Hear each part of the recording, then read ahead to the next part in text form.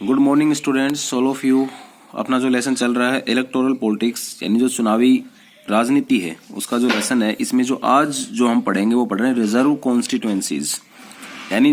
वो चुनाव क्षेत्र जो रिजर्व होते हैं किसी जाति विशेष के लिए, महिलाओं के लिए, या फिर कैसे क्या होता है, इसके अंदर क्या डिटेल्स है, क्यों रिजर्व करते हैं, क्या कारण है उन सीटों को रिजर्व करने के लिए। तो ये चीजें हम आज इस पूरे पोर्शन में पढ़ेंगे।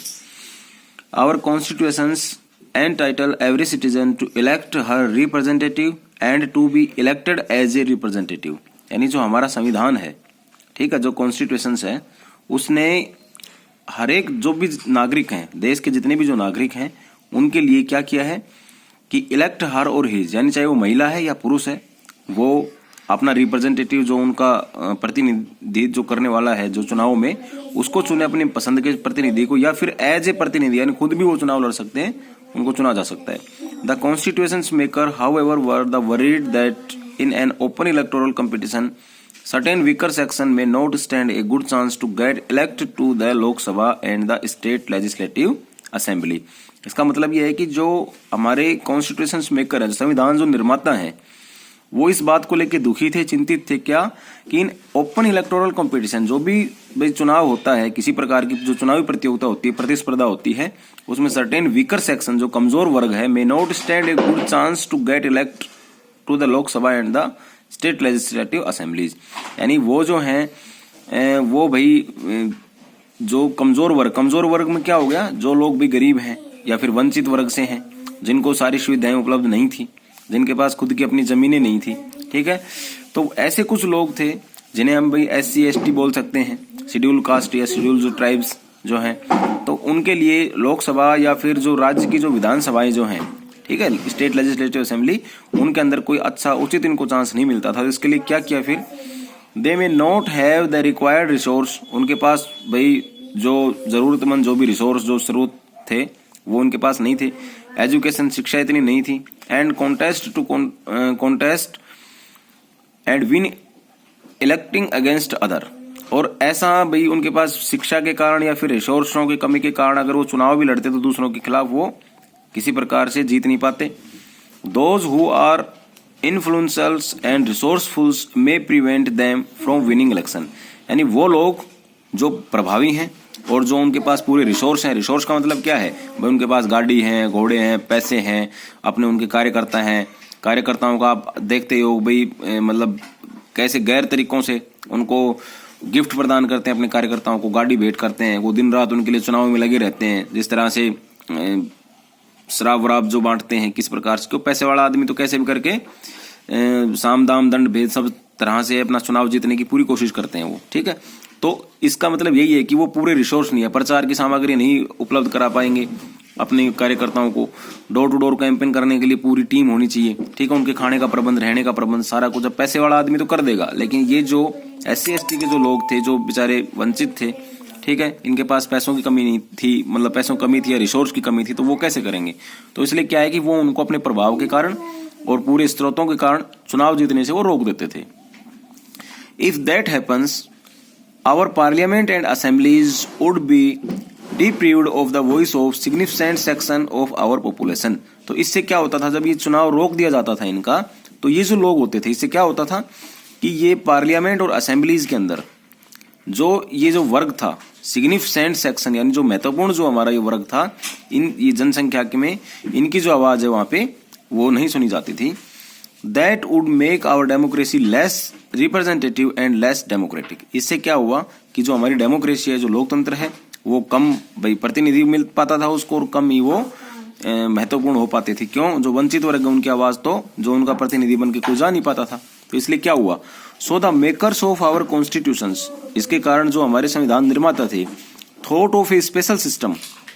Of reserve constituencies for the weaker section, यानी उन्होंने जो कमजोर जो वर्ग था ये, इसके लिए जो कॉन्स्टिट्यूएंसी जो चुनाव क्षेत्र है, जो विधानसभा या लोकसभा का जो क्षेत्र है, उनको रिजर्व कर दिया, एक ऐसा स्पेशल सिस्टम बना दिया उन्होंने।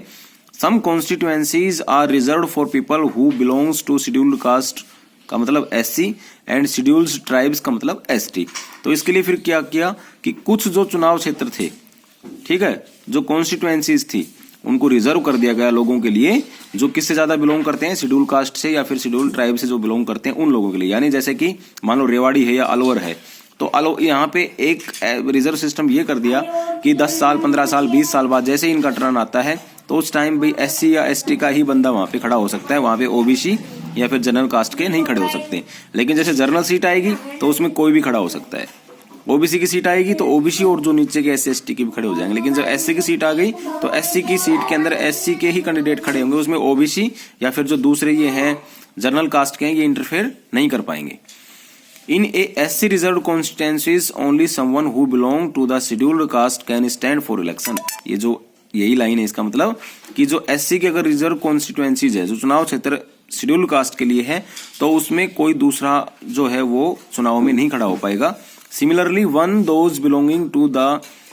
Scheduled tribes can contest an election for the constituencies reserve for ST। और अगर वो ST के लिए रिजर्व है तो वहां पे SC का ही बंदा खड़ा हो पाएगा, दूसरा नहीं खड़ा हो पाएगा।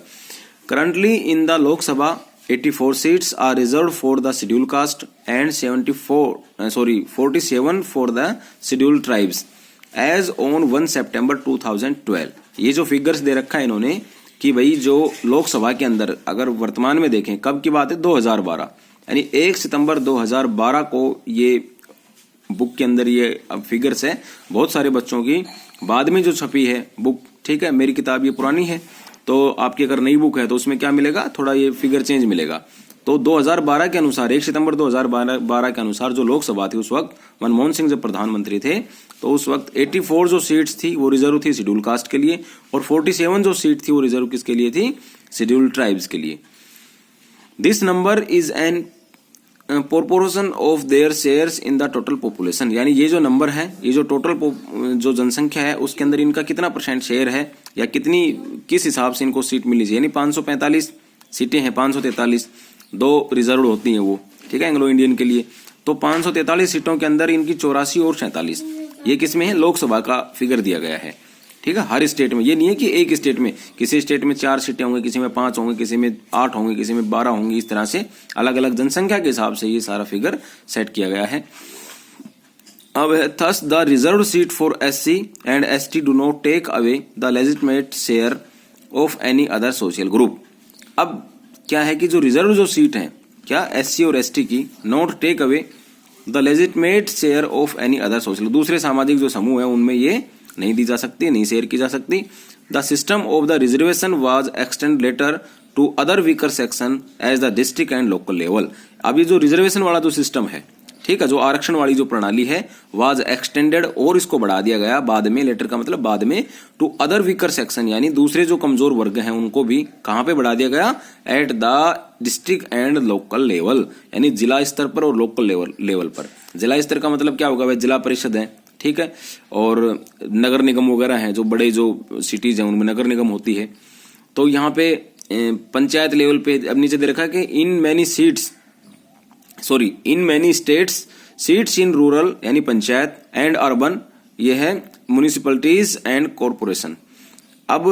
गांव क्षेत्र के अंदर तो पंचायतों के अंदर आप देखते हैं कि हमारे यहाँ पे सरपंचों का पंचों का चुनाव होता है, ठीक है, तो कई बार ऐसा आता है कि SC के लिए रिजर्व सीट है सरपंच की। हमारे गांव में भी जो सरपंच का जो चुनाव हुआ है उसमें SC की सीट रिजर्व है, तो SC के ही जो कैंडिडेट थे 3 या 4 बंदे जो भी थे वही उन्होंने ही चुनाव लड़ा है, बाकी सब लोग उनको वोटिंग किया। तो उसमें ये नहीं है कि भी OBC के भी खड़े हो जाएंगे, जनरल के भी खड़े हो जाएंगे, ऐसा नहीं था। ऐसा ही अर्बन क्षेत्र यानी शहरी क्षेत्र में भी ऐसा ही है, जो भी उनके नगर पालिका नगर पार्षद या वार्ड परिषद के जो चुनाव जो होते हैं, ठीक है, उसमें भी ये रिजर्व वाला सिस्टम होता है।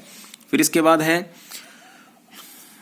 Local bodies are now reserve for other backward classes OBC as well. यानी जो लोकल बॉडीज में भी क्या होता है कि वो सीटें रिजर्व होती हैं किनके लिए, जो अदर बैकवर्ड क्लासेज हैं OBC के अंदर जैसे बहुत सारी ऐसी कास्टें हैं जो OBC के अंदर आती हैं, ठीक है, उनके अंदर भी ये इनकी सीट भी रिजर्व होती है। However the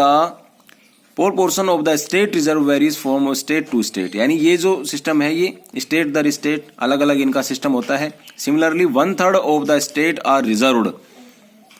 in rural and urban local bodies for women candidates, यानी जो वुमेन्स हैं इनको भी 1/3 प्रतिनिधित्व मिलता है, 1/3 जो प्रतिनिधित्व ये भी महिलाओं को दिया जाता है बहुत सारे स्टेटों के अंदर। तो ये जो रिजर्व वाला सिस्टम है, रिजर्व कॉन्स्टिट्यूएंसीज है, किन किन के लिए महिलाओं के लिए अलग से रिजर्व होती है, एससी के लिए अलग से होती है, एसटी के लिए अलग से होती है, ओबीसी के लिए अलग से होती है, कौन कौन इनका रिप्रेजेंटेशन कर सकता है, हमारी कॉन्स्टिट्यूएंसी में क्या बदलाव हुए, किस प्रकार से फिर इसको एक्सटेंड करके लोकल बॉडी के अंदर पहुंचाया गया, तो ये सारा हमने पढ़ा है इसमें आज रिजर्व कॉन्स्टिट्यूएंसीज में। अब जो वोटर्स जो लिस्ट है, ठीक है, जो वोट डालने वाले हैं उनकी लिस्ट किस प्रकार से बनती है ये, और फिर किस प्रकार से कौन कौन सी जो हमारी लोकसभा की कॉन्स्टिट्यूएंसीज हैं और स्टेट जो कॉन्स्टिट्यूएंसीज हैं, किस स्टेट में कितनी है क्या है, इसके बारे में हम डिटेल में कल पढ़ेंगे। अभी मैं आपको 2 क्वेश्चन दे रहा हूं, इसको आप अपनी फेयर नोटबुक में आपको करना है, साथ में इसको पूरे को जो पढ़ाया गया है एक बार रिवाइज करना है अच्छे से देख के। जहां कुछ भी समझ में नहीं आ रहा है तो बेझिझक आप मेरे से पूछ सकते हैं व्हाट्सएप के माध्यम से